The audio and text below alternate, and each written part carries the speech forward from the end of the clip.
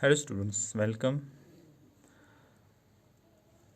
We are going through the polity section of your social science text. We have dealt in detail about political executive, and today we have the topic that is the judiciary. Judiciary क्या है? हमारे मुल्क की judiciary क्या है और असल में जुडिशरी क्या होती है? Follow the news about any major court case in a high court or the Supreme Court. That was the original. What was the original verdict? Did the High Court or the Supreme Court change it? What was the reason? किसी case के बारे में पढ़िए आप. Activity है, कोई case है, कोई मामला है. मामला असल में क्या है और मामला कैसा था, और मामला जो है उसको हाई कोर्ट ने क्या, किसी हाई कोर्ट ने चेंज किया, किसी सुप्रीम कोर्ट ने उसको चेंज किया. उसको चेंज करने की रीज़न क्या थे? This is why in independent and powerful judiciary is considered essential for democracies. All the courts at different levels in the country put together are called the judiciary. The Indian judiciary consists of a Supreme Court of the entire nation, high courts in the states, district courts, and courts of the local level. किसी भी democratic country में judiciary का एक powerful role होता है और इसको ज़रूरी समझा जाता है. इसीलिए जो कोर्ट्स होते हैं इनको मिला के हम जुडिशरी कहते हैं. डिफरेंट लेवल्स पे डिफरेंट कोर्ट्स होते हैं. इंडियन जुडिशरी की बात करें तो हमारे पास एक सुप्रीम कोर्ट है इंडिया में, पूरे मुल्क के लिए. उसके बाद हमारे पास स्टेट्स में हाई कोर्ट्स थे. उसके बाद हमारे पास डिस्ट्रिक्ट कोर्ट्स हैं. डिस्ट्रिक्ट कोर्ट्स के बाद हमारे पास लोकल कोर्ट्स हैं. India has an integrated judiciary.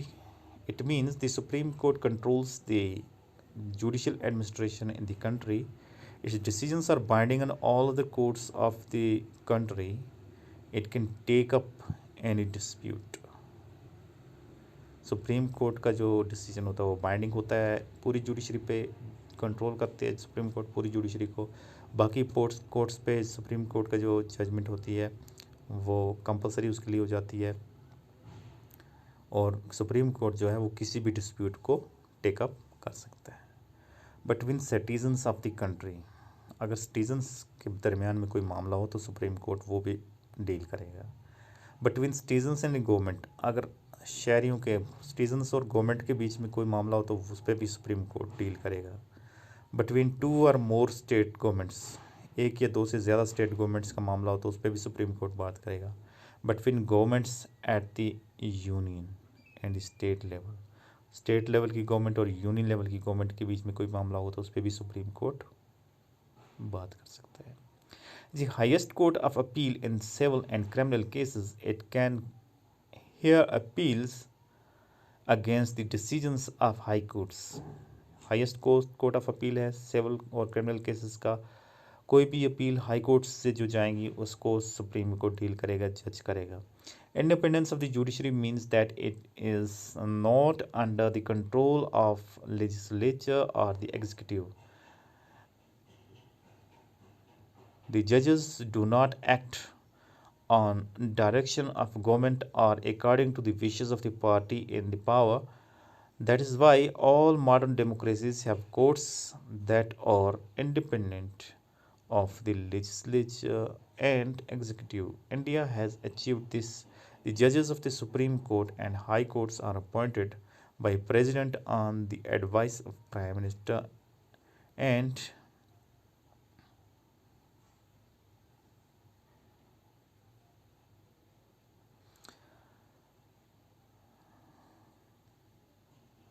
in recall of the history,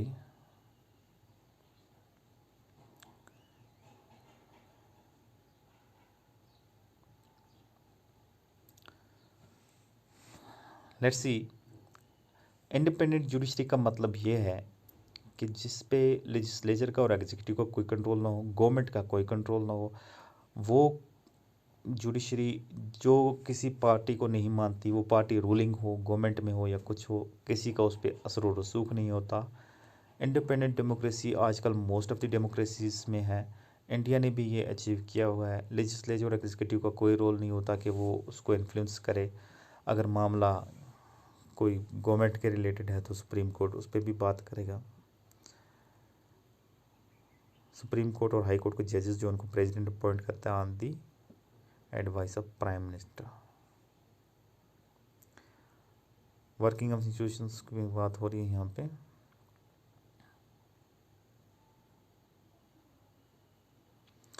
हम यहाँ पे आएंगे सीधे फिर से। देखिए, जो जजेस ऑफ द सुप्रीम कोर्ट हैं, हाई कोर्ट से, हाई कोर्ट के जजेस सुप्रीम कोर्ट के, उनको प्रेसिडेंट जो है वो अपॉइंट करता है on the advice of prime minister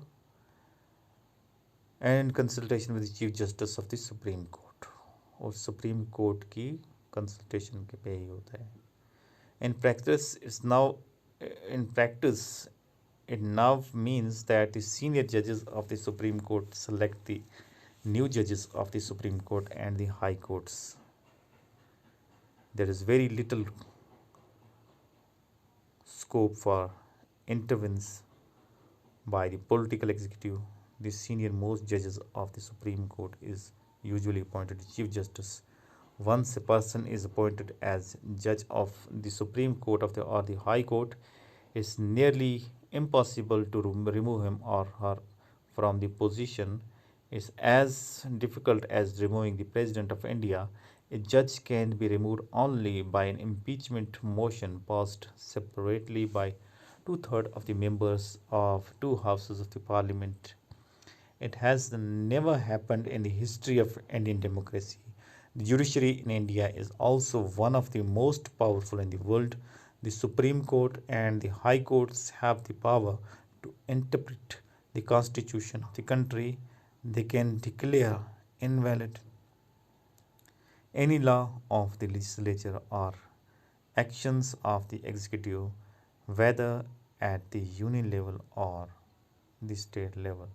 If they find such a law or action is against the constitution, thus they can determine the constitutional validity of any legislation or action or executive in the country when is challenged before them. This is known as judicial review. The Supreme Court of India has also ruled that the core or basic principles of the Constitution cannot be changed by the Parliament.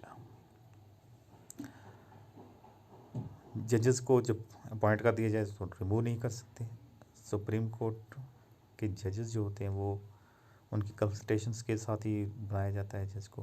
अगर chief justice बनाना तो senior most जज के लिए rule है। अब किसी के पास इतना पावर नहीं होता कि वो उनको रिमूव कर सके। पार्लियामेंट के लिए भी ये बहुत मुश्किल होता है। 2 हाउसेस की 2/3 मेजॉरिटी से ही इम्पीचमेंट किया जा सकता है जज को रिमूव करने के लिए। इंडिया की जुडिशरी को पावरफुल जुडिशरी दुनिया में माना जाता है और ये कोर्ट कॉन्स्टिट्यूशन को इंटरप्रेट भी कोर्ट जो है हमारे कर सकते हैं। ये किसी भी लॉ को इनवैलिड डिक्लेयर कर सकते हैं जो कॉन्स्टिट्यूशन के खिलाफ हो, जो कॉन्स्टिट्यूशन से रिपग्नेंट हो, कॉन्स्टिट्यूशन के साथ मिलता ना हो, मेल ना खाता हो। कॉन्स्टिट्यूशनल वैलिडिटी ऑफ किसी लेजिस्लेशन की कॉन्स्टिट्यूशनल वैलिडिटी जो है उसको अगर चैलेंज किया जाए उनके सामने तो वो उसको देखते हैं, उसको जुडिशियल रिव्यू कहा जाता है। सुप्रीम कोर्ट ऑफ इंडिया ने ये भी कहा है कि बेसिक प्रिंसिपल्स जो हैं कॉन्स्टिट्यूशन को उनको वायलेट नहीं किया जा सकता पार्लियामेंट के द्वारा। The powers and the independence of the Indian judiciary allow it to act as a guardian of the fundamental rights. जो जुडिशरी के पावर हैं वो इसको हमारे जो फंडामेंटल राइट्स हैं उनका गार्डियन बनाते हैं, यानी हमारे फंडामेंटल राइट्स को प्रोटेक्ट करने का हक जो है वो कोर्ट्स ने रिजर्व करके रखा हुआ कोर्ट्स के पास है। अगर हमारे फंडामेंटल राइट्स वायलेट होते हैं हम कोर्ट जा सकते हैं। We shall see in the next chapter that citizens have a right to approach the courts to seek remedy in case of any violation of their rights. In recent years, the courts have given several judgments and directives to protect public interests and human rights. Anyone can approach the courts if public interest is hurt by actions of government. This is called public interest litigation. The courts intervene to prevent the misuse of government's power to make decisions. They check malpractices on the part of public officials. That's why the judiciary enjoys a high level of confidence among the people. Citizens को अगर कोई मामला हो उनके rights के बारे में तो कोर्ट जा सकते हैं. कोर्ट्स रेमेडी दिलाएंगे, आपके हक जो है आपको वापस दिलाएंगे. कोई भी मामला हो, गवर्नमेंट अगर कोई डिसीजन ले जो लोगों के हकूक़ के ख़िलाफ़ हो तो उस पर भी उसको भी चैलेंज किया जा सकता है. यही एक वजह है कि एनी यहाँ पे जो जुडिशरी है ये हाई लेवल ऑफ कॉन्फिडेंस, लोगों के बीच जो कॉन्फिडेंस है वो बनाए रखती है. So this is all about the judiciary. Have a nice day.